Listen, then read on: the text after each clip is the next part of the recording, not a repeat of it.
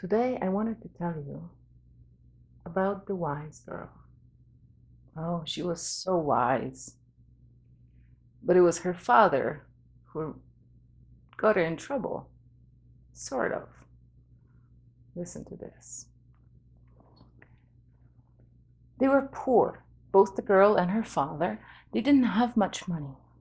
One day, the father felt so proud of his daughter's wisdom. He felt so proud that she could debate with the wisest men that he knew. And one day he was by the palace, the rear entrance to the palace, talking to some servants. And he was boasting about how his daughter is so wise. She can answer any question at all. She could probably answer a question better than the king himself. Well, just so happened that the king was sitting by a window just above where he was speaking, and he heard every word of this. The next day, the king sent for this man. The man came, not knowing what this is about, and the king said, "Well, I hear that your daughter is very wise indeed. Well, I have prepared a test for her." The man was quite scared. He knew that his daughter was smart, but this was the king. The king, for the test, gave him 30 eggs. He said they are fresh and good, and he just wants her to hatch chickens out of those eggs and bring them back. And if she doesn't succeed, if she does succeed, they will receive a bag of gold. But if she doesn't succeed, the man who was boasting will get a severe beating. Well, he was so worried. He came home with 30 eggs, gave them to his daughter, and within a few minutes she was able to ascertain that the eggs have been hard-boiled, all of them. Hard-boiled eggs. The man thought he wasn't going to escape a beating for sure. How could you hatch chickens from boiled eggs? But the daughter said, "Just give me the night. In the morning, I will come up with what answer we're going to give the king." The next morning, when the man woke up, his daughter was ready with the answer. She gave him a disguise and a basket of boiled beans and said, "Go down to the corner where the king drives by every day, rides by on his horse. Take this basket of boiled beans and sow them, but make sure you're very loud when you're calling out what you're doing so that the king can hear you." So the next day, he went out to the corner with the basket, and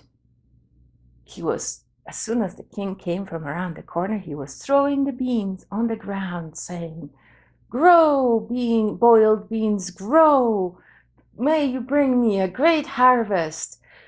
Bring the rain, bring the sun, let my beans grow." The king listened for a moment. He said, "Boiled beans?" He stopped his horse, went up to the man and said, "My dear farmer, there's nothing that's going to grow from boiled beans." "Oh, but I know that something will grow from these beans, because our king is wise and our king is just. And if he believes that chickens can hatch from boiled eggs, then I am certain beans can grow from boiled beans." The king took another look at the man and realized it was the father of the wise girl. So he laughed and told the man to come see him at the palace the next day. And the next day, the man came to the palace, and the king was ready with a new question.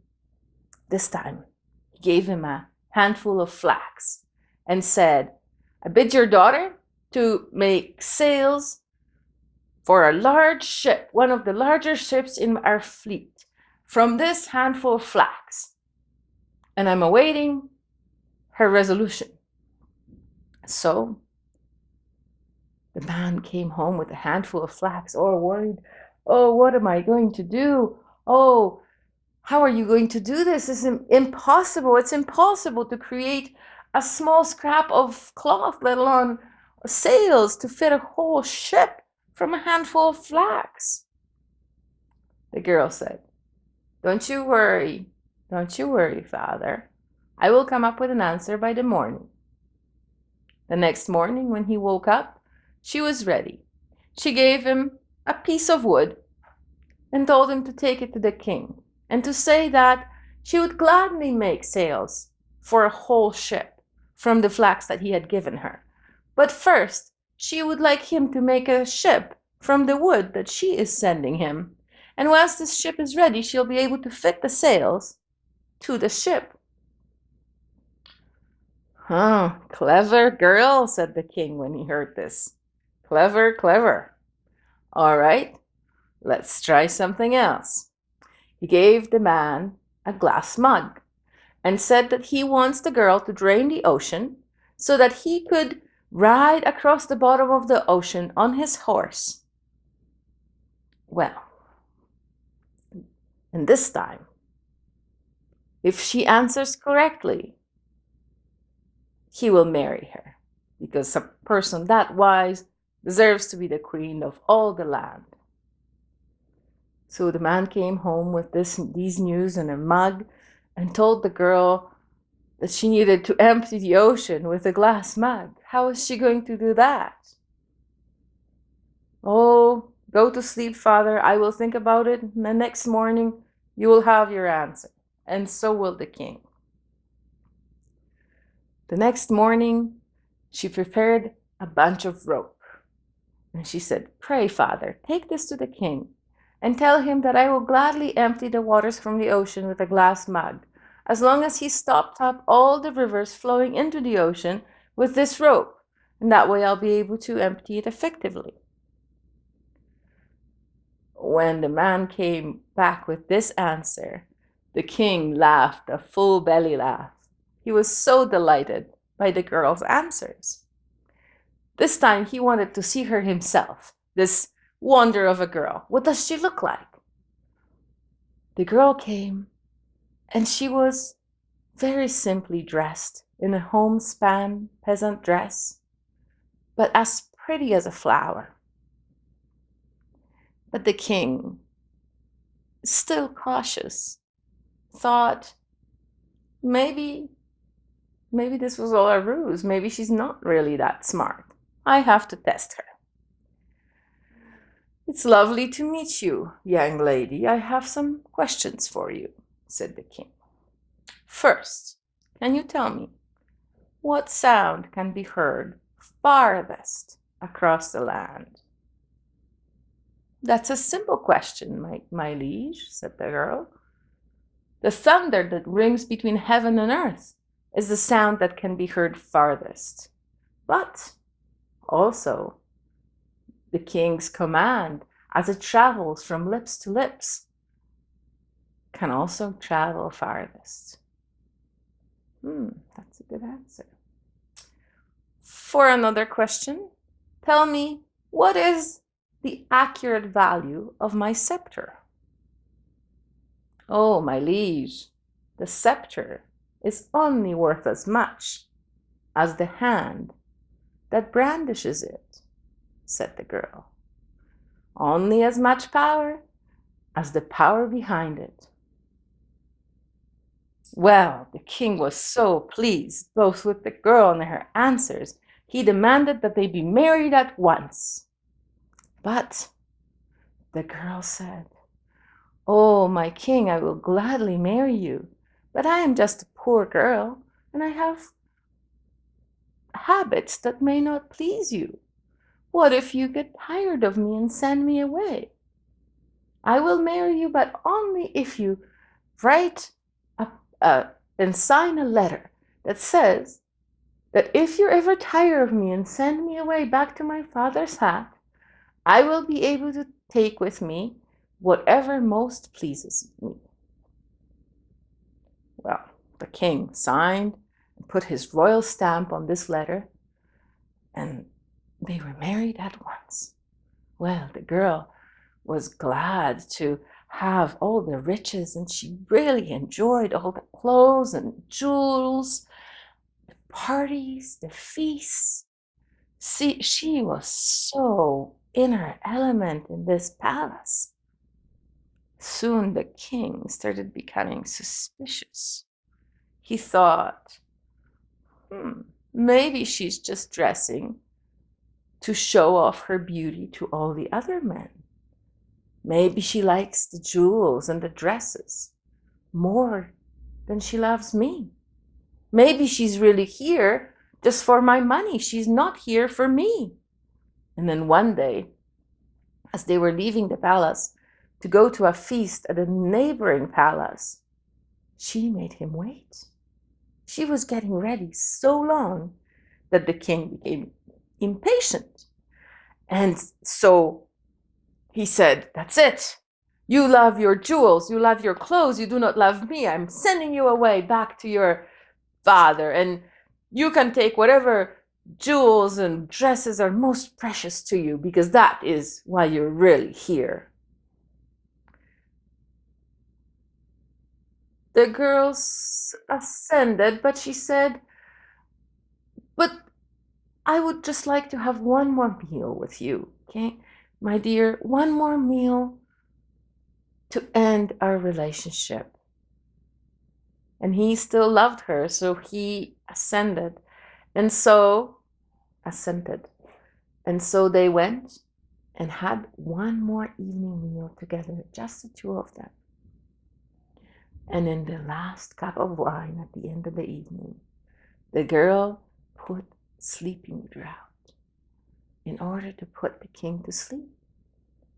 He did not notice, but the next morning, when he woke up, he was shocked to see the poor hut, the uncomfortable bed underneath his back.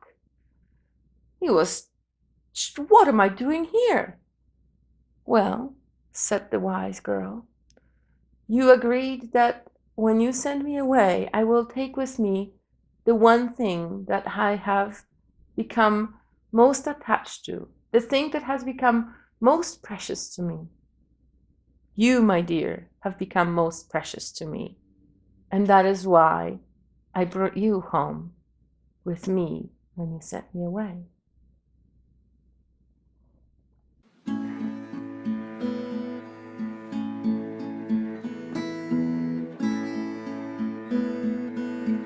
It's interesting how this particular king engages in active belief maintenance.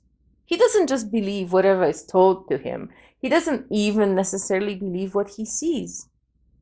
He only believes in what he actually checks out. He tests, he asks questions, he makes sure that the answers are accurate. The king was engaging in active belief maintenance. So as we create the belief system within us, we can also shift and change our beliefs and re-examine our beliefs at regular intervals in order to create the person we are becoming and have an active part in that creation. So in order to do active belief maintenance, this is tricky because our mind judges by past experience. So as new things come into our consciousness, we're often tempted to hold on to what we've learned in childhood, hold on to the things we already believe in because they're comfortable. They have now become the status quo. But if you re-examine your beliefs and take a look at them with fresh eyes, you might find some different things that are actually interesting, that are actually stimulating, empowering, enlightening. Intuition is key. And intuition is not something that magical or intuition is something everybody has.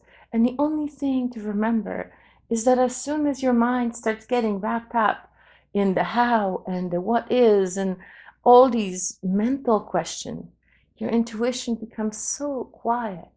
It's hard to hear it, but it's always there. It's always there to assist you.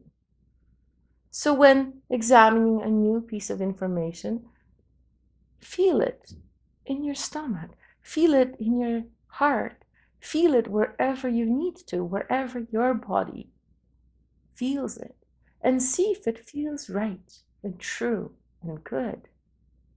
If it supports and empowers and strengthens relationships.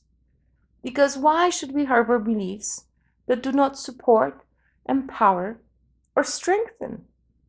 Those do not seem useful to me. Next thing is do your research. Don't just believe the thing your friend said just because she said it or he said it. Check it out. See what 100 other people have said about it. Some will be for it, some will be against it. But it's in the research that you will discover the strength within you, the ability to feel the truth.